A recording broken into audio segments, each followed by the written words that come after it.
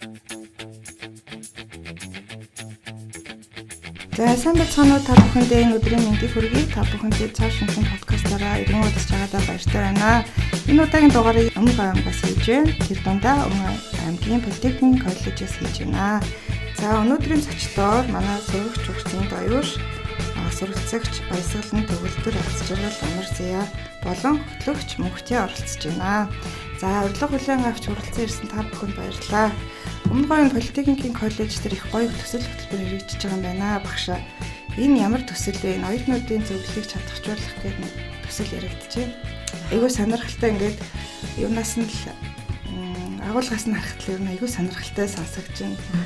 Юуны түрүүнд болохоор үзэг сонсогчтой энэ өдрийн мэндийг хүргэе. Өмнөг Политехник коллеж дээр бид нар Өмнөг аймгийн Политехник коллежийн оюутнуудыг чадахжуулах ажлыг буюу ажлыг ингэж хэрэгжүүлэн ажиллаж байна. За энэ төсөл маань хоёр үе шаттай. Эхний үе шат нь юу байсан бэ гэхээр бид нар оюутны зөвлөлийн шинээр сонгогдсон гишүүдээ болохоор сонгож аваад хамгийн шилдэг гэсэн 5 сурагчийг сонгож аваад Улаанбаатар хотод дундын офис, стартап компаниуд дээр нь болохоор оюутны зөвлөлийн холбоодууд тийм тухайлах юм бол Монголын оюутны холбоо, олон улсын төлөөллөөс гэх юм бол Interact, Rotary гэх мэт клубүүдийн удирдлагууд болон хүүхдүүдтэй бид нар уулзсан байгаа. Мөн оюутны зөвлөлийн үйл ажиллагаагаа маш сайн явуулж байгаа жишг сургууль буюу тийм техник технологийн Политехник коллежийн оюутны зөвлөлийн бүх гишүүдтэй бид нар удирдлагуудтай бас ингэж уулзалт сургалтыг бас зохион байгуулсан. За энэ маань болохоор маш өргөгөөчтэй 3 өдрийн ажил бол зохион байгуулагдаж дууссан. Одоо бид нар юу гэж нэхэр эдгээр хүүхдүүдтэйгээ буцаад Өмнөг Политехник коллеж дээр эргээд ирчихсэн. Харсан, үзсэн зүйлээ болохоор ажил хэрэг болгох гээд ингээд ажиллаж байна. За бид нар одоогийн байдлаар 25-нд дээрээд 26-нд болохоор чадахжуулах үйл ажиллагаа маань сургууль дээр эхэлсэн. Энэ үрэн гэх юм бол бид нар 4 журамтай болох тий. За урд нь болохоор яадаг гэсэн гэхээр дандаа аман байдлаар ингэж явдаг байсан. Гэтэл одоо болохоор хүн ингээд аман байдлаар яваад байхаар чинь энэ чинь ойлгомжгүй шүү дээ тий. Ингээд дараагийн хүн байхгүй болоод ирэнгүүт дахиад нөгөө төргөө залгаад асуух уу яах уу гэдэг бол маш асуудалтай болдог. Тиймээс эндээс урьдчилан сэргийлэхийн тулд бид нар хөдөлмөр нийгмийн хамгааллын яамнаас гаргасан баримт бичиг дээр нь бас олон улсын стандартууд мөн сургуулийн одоо оюутны зөвлөлийн өмнөх гишүүдтэй харилцаа ярилцсны үндсэн дээр өөрсдийн баримт бичгийг бий болгохоор хүүхдүүдтэйгээ хамтраад ажиллаж байна. За энэ төсөл нь болохоор маш өргөөчтэй төсөл болж байгааг бас би бас тодруулж хэлмээр байна те. Яагаад тэгэхээр оюутны зөвлөлийг чадахжуулах гэдэг ажил бол урд нь ерөөсөө зохион байгуулагдаж байгаагүй. Оюутнууд маань нийлээл одоо сайн дураараа ингэж зохион байгуулдаг гэсэн бол одоо системтэйгээр үе шаттайгаар явагдах бас боломж бүрдэж гин гэж ингэж харж байна. За хүүхдүүд бужигнаад их гоё байна. Сургууль дээр орсон чинь ингээд хүүхдүүд инээлж хөрөлдөд ийм олон хүүхдүүдийг ерөөсөө ойрын хугацаанд хараагүй юм байна. Та хэд бол хичээлээ захимаар орлоо штэ. Сургуулаа санаа уу, хичээлээ санаа уу, найз нөхдөд санаа уу? Захимаар хичээл орох бол ер нь жаахан муудахтай найзтайгаа санаа, сургуулаа санаа. За захимаар ороход бол найзуудтайгаа бүүндөө халуун дулаан уур амьсгал хичээлээ ороод явж гад маш гоё баяртай байна. За. Та хэд ч нэг туршлага судлахаар Улаанбаатарт очиод нэлээ гоё уулзалтуудыг хийсэн юм байна шүү дээ. Энэ аяллахын талаар та хэд ярьж өгөө. За тэгэлгүй яах вэ? Сургуулиасаа оюутны зөвлөлөөсөө шалгараад хотод 3 хоногийн маршруттай ингээд аялаад ирсэн байгаа. Хотод аялах хугацаанд айгүй олон зүйлийг мэдэж авсан, олон газруудаар явсан, туршлага судалсан, зөндөө олон гоё юм үзсэн. Өөртөө айгүй олон тийм мэдээлэлтэй болсон. Тэгээ за сургуультай ирээд бусаддаа түгээгээд мэдлэг олгоод явж байгаа маш их баяртай байна. Та нарыг бас Австралийн элчин сайдын явнасаа сүлээ авсан билээ шүү дээ. Тэр уулзалтанд ямар сэтгэл төрсөн? Тэр уулзалтанд бол нэг ихэндээ жоохон сандарч байсан. Тэгээд ороод ярилцаад ирэхээр сандрал маань ярьлаа. Жоохон өөрөө хилэн талангүй илэрхийлээ. Дасаах маасаагаад ерөнхийдөө бол гоё байсан. Тэр бүтээл сэтгэлгээ тэгээд айгу хөөрхөн тэр юунууд сургалтууд бас явагдсан мэлээ тий. За тэр сургалтуудын хувьд бол бүтээл сэтгэлгээ тий өөрийгөө илүү нээлттэй болгох, илүү уран сэтгэмжээ хөгжүүлэх айгу гоё сургалтуудад суусан, бусдаа ирээд танилцуулсан тийм одоо инновацийн төв стартапыг зохицуулахад бас илүү олон санаануудаа их төрж байна. Зөв. Ер нь хамгийн их таалагдсан зүйлс нь яг юу байсан бэ? Бас ингээд сурж мэдсэн хамгийн ихээр ингээ ойлгож авсан зүйлүүд бол юу вэ? Аяллаасаа. Миний хувьд бол хамгийн ихээр ойлгосон нэг ТТК дээр оюутны зөвлөлтөнд болсон. Тэгэхэд бол ингээ оюутны зөвлөлийн хүүхдүүд ерөнхийдөө бүх юмыг нэгээрээ аваад шийдээд хариуцаад өдөртөө авдаг. Тэр нэг таалагдсан. Бас хоорондоо нэг даалгавар тэгээд нэгнийгээ сайн ойлгоод дэмжиж явдаг юм маш их таалагдсан. Техник технологийн коллеж гэхэр чинь бас тэд нартай бас туршлага судалсан байна шүү дээ. Зөв. Чиний хувьд? За миний хувьд гэх юм бол өөрийнхөө үзэл бодлоос тий өөрөө илүү сэтгэдэг хоёр хэмжээстэй кофе шоп. Оюутны зөвлөлийн талаар мэдээллийг өхөө. Одоо танай оюутны зөвлөл ямар үйл ажиллагаа явуулах гэж байна? Ямар бүтэц бүрэлдэхүүнтэй байна? Та бүхний жилийн төлөвлөгөө юу вэ? За одоо ер нь ойрын ханд төлөвлөсөн бол одоо бид нэр баг болж хуваагдаад өөрөөхөө төлөвлөсөн юмнуудыг одоо эх 7 хоногоос хэрэгжүүлэх гэж байгаа. Одоо нэгтгэхээс ер нь бид нэр их завгүй ажиллана. Тэгээ одоо нэгтгэхээс одоо манай баг гэхэд одоо мэтгэлцээний одоо сургаал анхны шатны мэдлэг одоо хүүхдэд түгээх дэлгэрүүлэх гэж байгаа. Тэгээ одоо тэгээд номын сан гэдэг номын аян явуулна. Тэгээд баг тусдаа үүрэг ажилтай. За оюутны зөвлөлийнхаа гишүүн Азад Ирэний мэд би бас хэлчихье тийм. Нэртэйгээ хамтарч ажиллаж байгаа үндсэн тийм. За бид хэд болохоор ерөнхийдөө энэ өнгөрсөн 7 хоногт юу хийж гүйцэтгэсэн бэ гэхээр ерөнхийдөө 4 журмаа тодорхой олголоо л доо. Оюутны зөвлөлийнхаа томилгоог хийлээ тийм. Ямар зарчмаар бид нар оюутны зөвлөлийн даргаа сонгож явахын, нарийн бичгийн даргаа хэрхэн сонгохын, нарийн бичгийн ямар үүрэгтэй гэх мэтчлэн. Тэгээд үүн дээр нэмэгдээд болохоор бид нар 6 албатай болсон. Эдгээр албатууд маань болохоор дараа 7 хоногт туршилтын шугамар 1-2 үйл ажиллагааг өөрсдөө зохион байгуулж үзэж байгаа юм. За яагаад тэгэхээр бид нар шууд ингээд том ажлыг хийж гүйцэтгэж байхгүй альва зүйл болохоор жижиг алхмаас эхэлдэг. Тэр хүрээнд болохоор бүх оюутны зөвлөлийн гишүүд маань нэгээрээ удирдах үзэх юм. 10 ковидын үед яг бид нар 20 гэдэг яхад айгүй хүндрэлтэй байна л да. Яагаад тэгэхээр халдвар хамгааллын дэглэмээ баримтлан энтер гэх тийм. Тэгэхээр туршилт олгож эднэрийгээ чадахчуудах хүднээс болохоор 10 оролцогчтой бид нар үйл ажиллагаануудыг зохион байгуулах болно. Тэгээ стартап төв маань болохоор ямар юм гэхээр нийтдээ 2 давхар ийм байгууламж байгаа юм. Тэнгүү тусдаа өөрөөдөө өөрийн гэсэн зорилго үүрэгтэй ийм өрөөнүүдтэй. Тэгэхээр тэдгээр өрөөнүүдийг бид нар боломжоор аль болох боломжоор тохижуулна. Үүнээс гадна болохоор клубүүдийнхаа үйл ажиллагааг явуулаад аль болох эднэрийгээ чадахжуулах тийм арга хэмжээнүүдийг авахар завгүй 4 өдрийг бид нар өнгөрүүлэх байгаамаа. За энэ үйл ажиллагаанууд амжилттай болоод ирэх юм бол тийм амжилттай болох юм бол бид нар үйл ажиллагааны төлөвлөгөөг жилээр харах тийм төлөвтэй ажиллаж байна. За багшийн хувьд болохоор сурагч багшийн хувьд болохоор 70 цадуудад ирээд энэ коллеж дээр 2-7 хоног ажиллаж байгаа юм байна тий. Хүүхдүүдтэйгээ тулж ажиллаад хөтөлбөр жилийн төлөвлөгөө энэ үүрэг чиглэлийн маш гоё тодорхой болгож өгч байгаа юм байна. Энэ хүүхдүүд бас их азтай маа тий. Энэ стартап, инновацийн төв гэдэг бүр 2 давхар бүхэл бүтэн объект байна шүү дээ тий.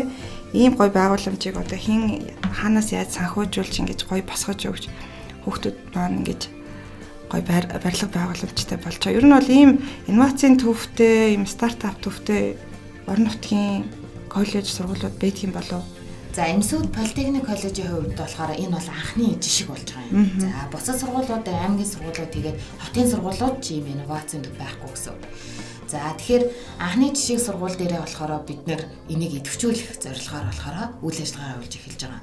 За энэ хоёр байгууламж маань одоо байдгал те нэг барилга уу гэвэл бас үгүй. Дундын офис гэж та бүхэн маань сонсч дадснаар тэрний дагуу болохоор тохиолдлууд хийгдсэн байгаа юм. За хүүхдийн бүтээл сэтгэлгээг одоо хөгжүүлэхэд болохоор бид нар тийм уламжлалт хэм маягаар бол явж болохгүй байна л да. Тийм. Тэгэхээр аль болох шинэлэг бай те. Энд ингээд хүүхдүүд маань амьдралд буцалдаг, шин санаа гардаг, төрдөг, өөрсдөө хөгжүүлдэг ийм гоё төвийг бид нар амьд төвийг бий болгох гэсэн үндсэн дээр Германы олон улсын хамт ажиллагааны нийгэмлэгийн түншлэл суурилсан мэргэжлийн боловсрол сургалт төсөл мөн Австрал, энэ төсөлтэй маань хамтран ажилладаг бүхий л байгууллагууд болохоор энэ инновацийн төвийг одоо байгуулахад томоохон үргийг үүсгэсэн. Тэгээ хүүхдүүд маань энэ төвийг байгуулж өгчөөд одоо биднээс юу гэж нэхэр энэ төвийг амьд алгаж өгөөч гэдэг санал тавьсны дагуу мэрэгжлийн боловсрол сургалт түншлэл байгуулаад үйл ажиллагаагаа одоо хэрэгжүүлээд ингээд явж байгаамаа. Зөв. Өрөөнүүд нь бол өстой гоё юм байна. Тэгээд өрөөнүүдийнхээ зохион байгуулалтыг та нар ер нь яаж ашиглая гэж бодож байна. Миний харж байгаараа доороо ингээд бас хөөрхөн кофе цай уух булантай юм байна тий. Завсарлага яхаар. Тэгээд 2-3 тустай өрөө байна. Хурлын бас хөөрхөн заал байна. Уулзалт зохион байгуулах танхим байна. Тэрийг ер нь та нар яаж үйл ажиллагааг нь явуулъя гэж бодож байна. За ерөнхийдөө бид нар бол үйл ажиллагаагаа танхим болгондоо өөр тусастаа клубүүдээ ажиллуулад эхэлж байгаа. Дараа 7 хоногийн нэгдээс болохоор нэгдэг өдөр мэтгэлцэн нэг клуб дээр ерөнхийдөө сургуулийнхаа захирлыг яриад та биднэрт анхан шатны мэтгэлцээний дөрвөн мэдлэгийг тайлбарлаж өгнө гэж урьсан байгаа. Бас сонирхолтой зүйл бол гэх юм бол англи хэлний клуб бас хичээлж байгаа тий. Дээр нь болохоор гэрэл зургийн, баримтат зургийн тийм хичээл бас байгаа. Йога гэж байгаа, бясалгал гэж байгаа тий. Гэх мэтчлэн бид нар бүх одоо арга барилаар турш үзэх тийм бодолтой байна л да. Яг тэгэхээр өрөөнүүдээ болохоор бид нар яг яаж ашиглах талаар одоохондоо ямар нэгэн ойлголт байхгүй. Тэгэхээр яаж бид нар суралцах вэ гэхээр хүүхдүүд маань learn by doing буюу тий. Нэг замаар суралцах ийм арга барилаар эхний туршилтын 7 хоногоо явуулна. Тэрний дараагаар болохоор бид нар ингэж ашиглаж болно, тэгж ашиглаж болно гэж сонирхолтой санаагаадаас бидраас гарах байх гэж бодож байна. Тэгээд энэ зургийн цамирлаг байдлаар тий бид нар оюутны зөвлөлийн үйл ажиллагаа, мөн түүх гэх мэтчлэн бүх зүйлсүүдээ бас байрлуулахаар төлөвлөөд ингэж явж байгаа юм. Зөв. Будган ханхалсан өрөө гэдэг шиг л өстой гоё. Надад бол үнэхээр энэ орчинд яг бүтээл сэтгэлгээ, шинийг санаачлах бүр ингээ хүсэл эрмэлзэл төрж ийн л да. Та хоёрын хувьд болохоор ямар клубүүд ч юм уу хамрагдаад та хоёрын зохион байгуулж байгаа ажлууд юу байгаа вэ? Миний хувьд болохоор хүүхдүүдэд сэтгэл зүйн талаар зөвлөгөө дээр өгөхөөр төлөвлөсөн байгаа. Тэгээд 2 дахь өдрөөс тэр үйл ажиллагаа маань явагдаж эхэлнэ.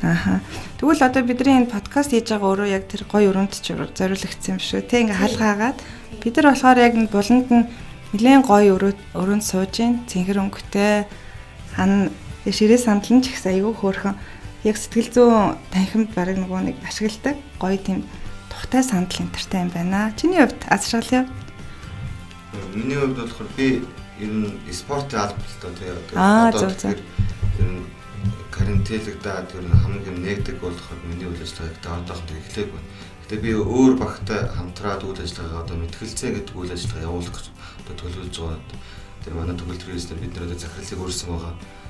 Тэгээд захирлаас анхан шатны мэдлэг аваад бид нар цаашдаа өөрсдөө одоо зохион байгуулалт цаашдаа ер нь туршилтаар амжилттай болох юм бол бид цаашаа хэрэгжлүүлэх явах гэж байгаа.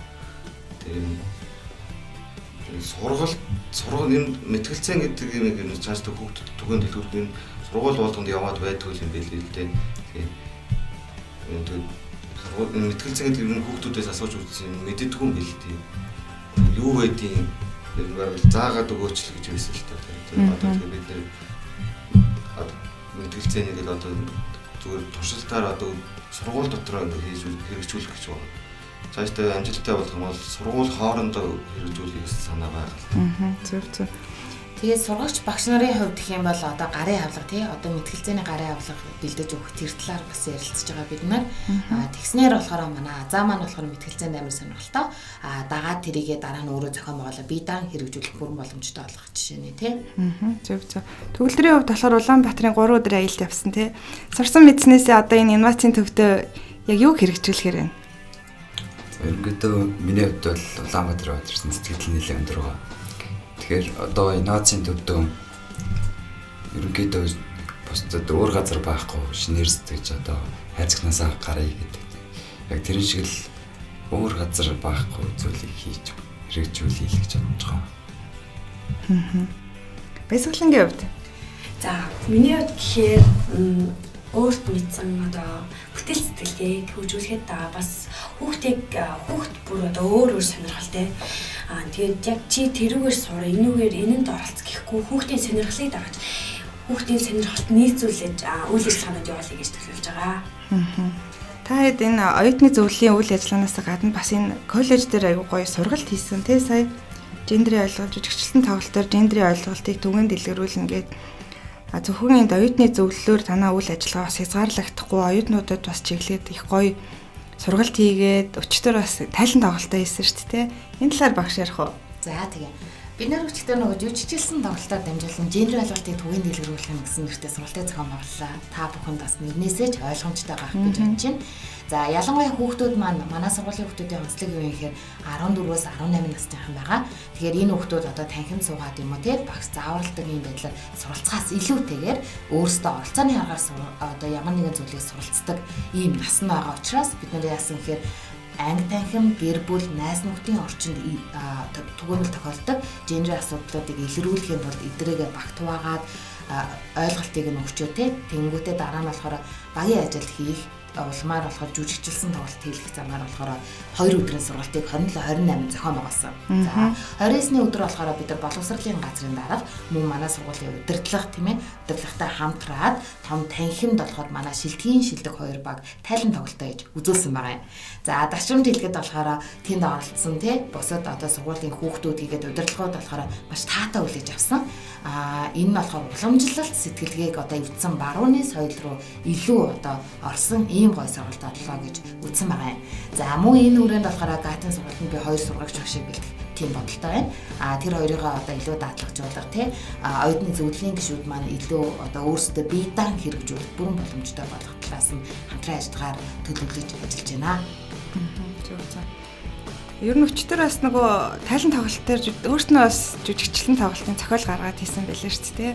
Хөвшмөл ойлголтыг нэлээд харуулсан гоё жүжиг болсон байсан. Тэр жүжигийн багт орсон хүмүүс байгаа илүү тий. Зааж байгаа л ямар дүрд юу тоглолоо? Юуг харуулав танаа жүжиг? Манай жүжиг одоо гэр бүл дундах гендерийн асуудлаар жүжиг тайлан тоглолт хийсэн.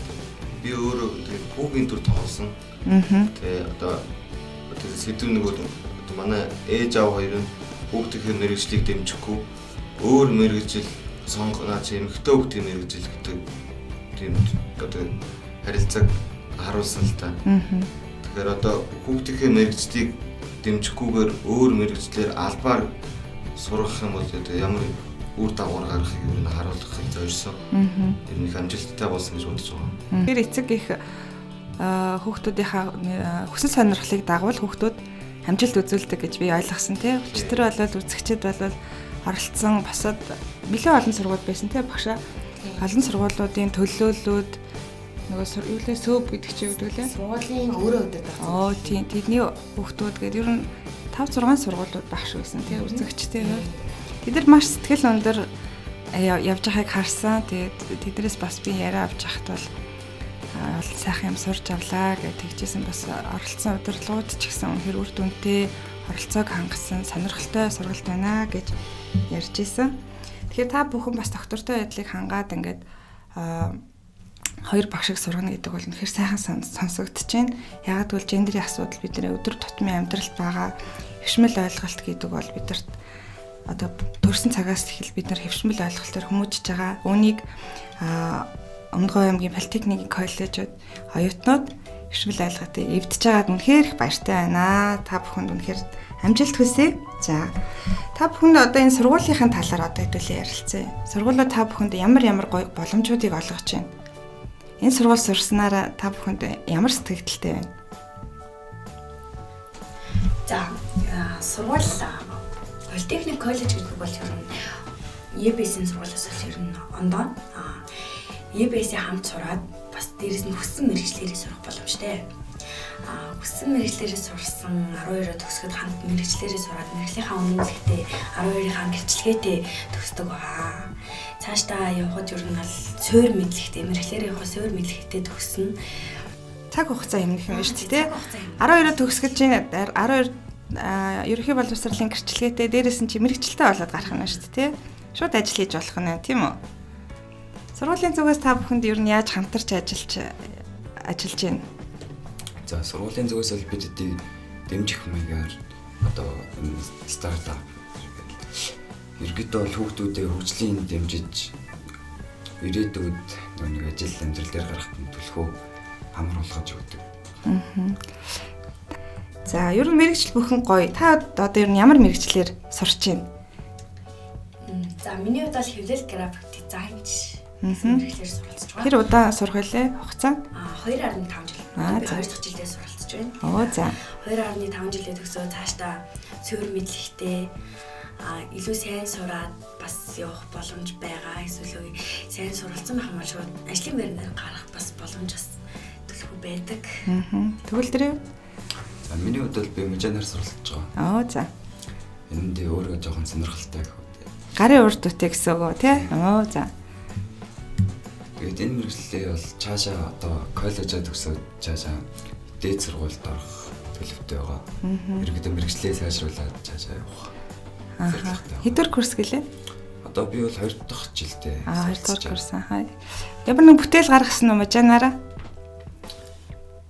Бүтээл ерөнхийдөө дандаа нэг дарлалт гарч явахдаа дандаа тавилга хийдэг байсан болохоор одоо бүтээл дээр ажиллаж байгаа. Одоо тэгвэл гэрээ бол бүтэн тогтчулж байгаа нь шүү дээ. Гэр тэгээд гэрийнхаа хүмүүсийн гишүүд тэгэл цаашдаа альбом газар гээл тэгэл томрол явах юм байна тий. Таажгалаа юу? Би одоо хүнд машин механикийн засвараар 1-р курс одоо энэ жил орж ирсэн байгаа. Тэгээд одоо би хүнд машин механикийн засвар гээд сураад энд политехник коллеж сураад өнгөрөхгүй би цаашаа ер нь одоо том зорилго гэвэл би гадаадд гарч мэрэгчлээ дэвшүүлэх юм зорилго тавьсан байгаа л. Хамар зээг. Миний хувьд болохоор би тоогоочоор 1 дэх жилдээ суралцж байгаа. Тэгээд өөрөө ч гэсэн хоол идэр хийхдээ ер нь бол сонирхолтой. Тийм болохоор би тоогоочийн мэргэжлийг сонгосон байгаа. Тэгээд ер нь цаашдаа ч гэсэн тоогоочийн мэргэжил угаасаа хүн бол угаасаа хооллож ижил амьдрна гэдэг. Яг үнэ. Тий. Хоолгүй бол угаасаа хүн амьд явахгүй. Тийм болохоор ямар ч гэсэн тэгээд цаашдаа бол ямар ч гэсэн юу яах. Ажлын байртай хана шүү дээ. Тэгэхээр би танаа багштай уулзаа ярьж хахад тоогоочийн мэргэжлэр төгссөн хүмүүс 100% ажлын байранд ордог. Энэ өмнө говьтойгоо уулуурхаа тэгээд аялал жуулчлал бас хөгжсөн газар шүү дээ. Тэгэхээр тоогоочийг бол ерөөсөө 100% булаацалтай л авдаг гэж сонссон.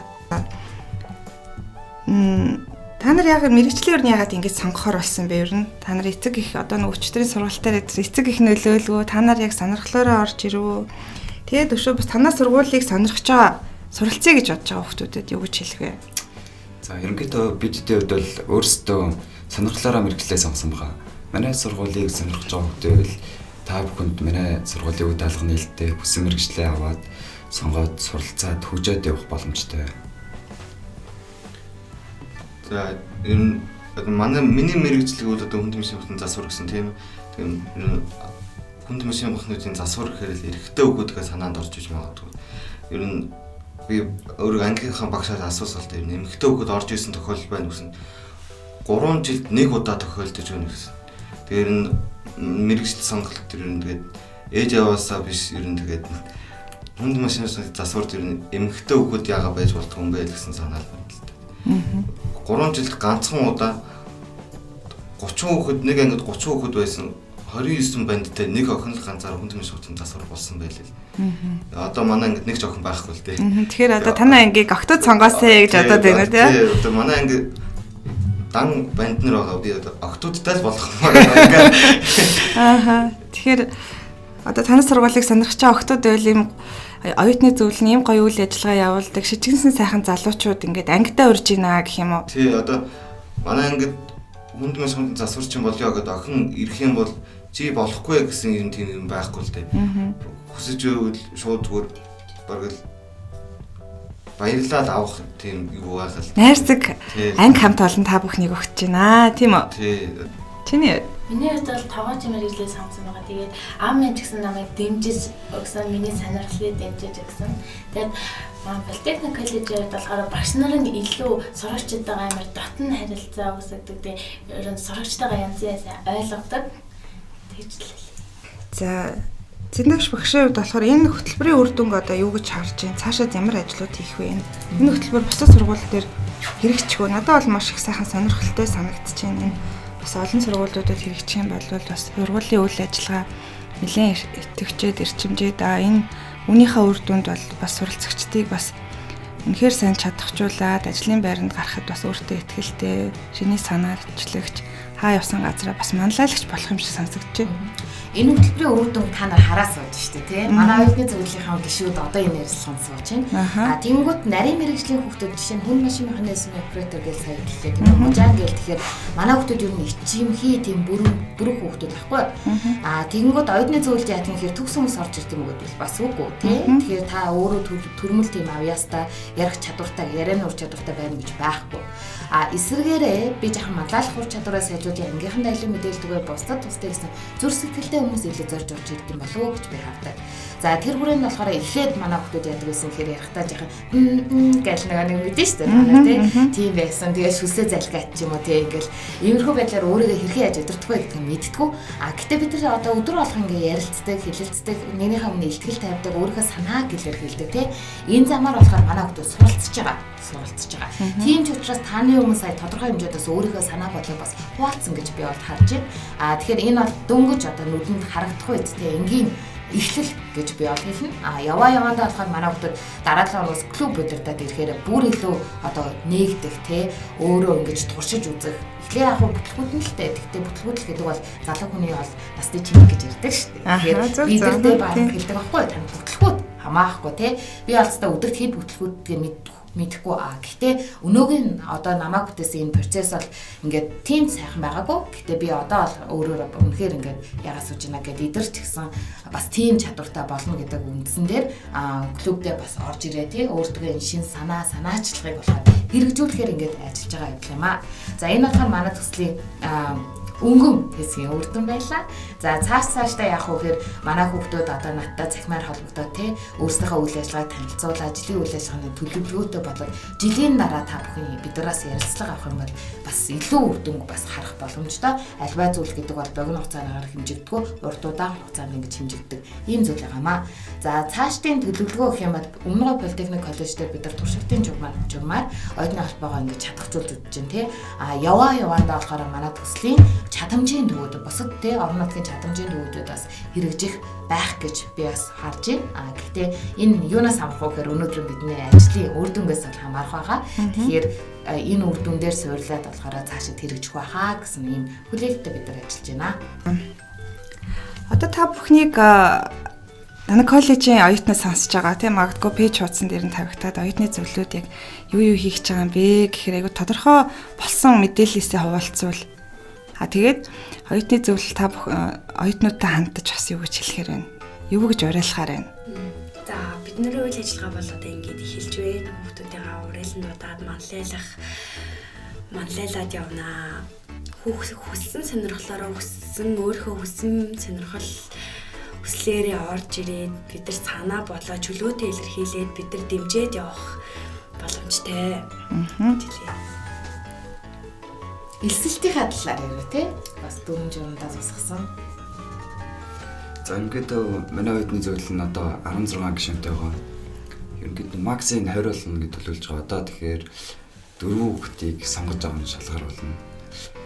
Дараа 7 хоногоос 2-ыг орж ирэхээр ерөнхийдөө 1-2-оос төлөв хүүхдүүдэд удирдах чадвартай тийм чадварыг суралцахыг хүсдэг хүүхдүүдэд урьж байна. Одоо эх 7 хоногийн үйл ажиллагаанд төлөвлөсөн ер нь тэр жишээ нь мэтгэлцээнд бид нэр арай хүүхдүүдэд сонгож аваагүй байгаа. Тий одоо тэрэнд сонирхолтой хүүхдүүд бол орж ирэх одоо нээлттэй боломжтой байгаа. Бидний үйл ажиллагаа болон тэгээд сургалтанд штэ идэвхтэй оролцоорой гэж хэлээ. Та бүхэн одоо мэдээлэлээ ер нь хаагур яаж түгэх вэ? Одоо би жишээлбэл ингээд та нарын яг юу хийж байгаа одоо гой үйл ажиллагаанд соцроморгүй шүү дээ тий. Таанаас авах уу? За манай мэдээллийг бол манай мэдээллийн халт гэдэг байгаа. Тэр бол ерөнхийдөө Өмнөг Политехникийн коллежийн пэйж, Facebook пэйж утсандаа тэгээд англи болгоноор ерөнхийдөө тарах гэж байгаа. Сошиалаар юм зараа таарна гэсэн үг. Тий, одоо болохоор бид нар урд нь мэдээлэл бол Өмнөг Политехник коллежийн бол пэйжээр бол дамжуулдаг гэсэн. Одоо бид нар ясан гэсэн чинь анх удаа тий өөрсдийн гэсэн пэйжтэй болж байгаа Өмнөг Политехник коллеж оюутны зөвлөл гэсэн тий. Тэгээд дээр нь болохоор групптэй болж байгаа, групп чаттай болж байгаа. Тэгэхээр сошиалыг бид нар аль болох идэвхжүүлнэ гэж бодож байгаа. Тэгээд дээр нь болохоор удахгүй Instagram, TikTok гэх мэтчлээ өргөжих баг. Тэгээд та бүхэн бас тий чихээ ингээд чих нүдээ нээлттэй байлгаад бас бидний үйл ажиллагааг бас хараарай, үзээрэй, удахгүй документжуулж эхлэе шүү гэж хэлмээр байна. Одоо ингээ оюутан залуучуудтай ингээ уулзахаар яг ингээд бас оюутан байсан үеэ санаж ин л та. Үнэхээр ингээд юм хий бүтээ зориглъя гэд үнэхээр их хүсэл тэмүүлэлтэй байдаг. Тэгээ та бүхний бас нүд бас үнэхээр зориг чиглэлээр бас хүсэл мөрөөдлөөр ингээд бүр цацарч гэрэлтэж байгааг харахад үнэхээр баяртай байна. Тэгээ магадгүй жилийн дараа ч гэсэн та бүхний ямар амжилттай ямар үйл ажиллагаануудыг хийгээд энэ 70 задаа хоттой гой үйл ажиллагаа хийгээд тэгээ та нарын танаас сургуулийн нэр нь байн гарна гэж би бодож байгаа тий. Тэгэхээр та бүхний ажилд өндрөөс өндөр амжилт хүсье. Оюутны зөвлөлийн гишүүн болсноор найз нөхдөд болох дотны нөхөрлөл бий болгох. Хувийн өсөн дэвжилт манлайлах ур чадварыг сайжруулах. Олон төрлийн сургалт үйл ажиллагаанд оролцсон өөрийгөө сорих.